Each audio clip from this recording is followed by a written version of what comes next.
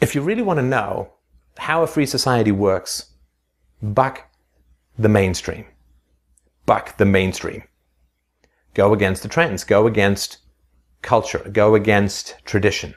And you will see how seamlessly society lines up and prevents people from coming in, prevents them from having a voice, prevents them from getting their word out till the willing ears. Well, until the digital Gutenberg we call the internet came along, of course. But people don't understand how social rules are enforced if they're always obeying social rules. And I just mean social rules of discourse and so on, right? So if you actually think for yourself, you very quickly realize just how seamlessly society will put up a wall, how seamlessly people will wish you away or snarl you away or slander you away or whatever. It's amazing. It's beautiful. It's a wonderful organism. The social safety net of self-protection of lies we call culture.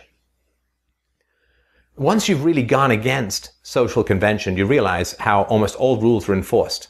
Because until you go against a trend, you just don't realize how powerful social opinion is and how unconscious and purposeful social opinion is. I mean, I'll give you a tiny example. Tiny example. You can come up with millions. Here's a tiny example.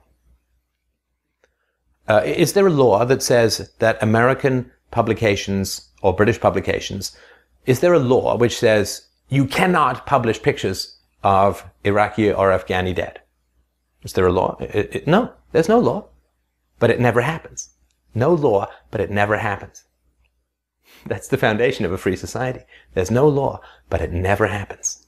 Because people act in concert. People do that which serves them in the moment, and they don't want to go against social convention, and so they don't publish that. Do you think no journalist has ever suggested, look, let's show the other side of the story?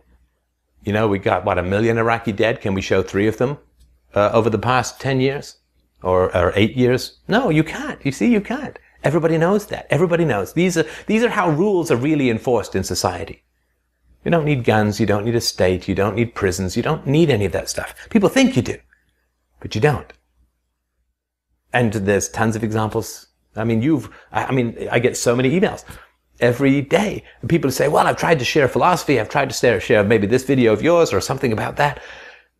And I just, blank wall comes down. People reject, they stonewall, they don't want to talk about it, they avoid, they go back to sports, they talk about the weather, it's like pushing 2 powerful opposing magnets together. You can't do it.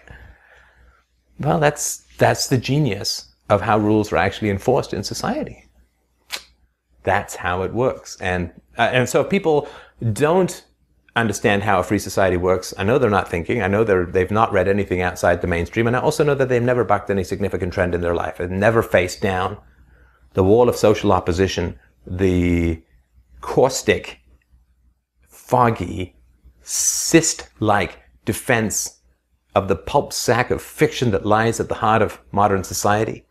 They've just never gone up against that. So they don't understand how society can run without rules because they've never tried to break those rules. And this is what happens if you step outside the bichromatic rainbow that is the left and right spectrum of politics, or the Republican Democrat, or the Tory liberal, or whatever. If you step outside of that, people can't think, they can't understand, they can't follow.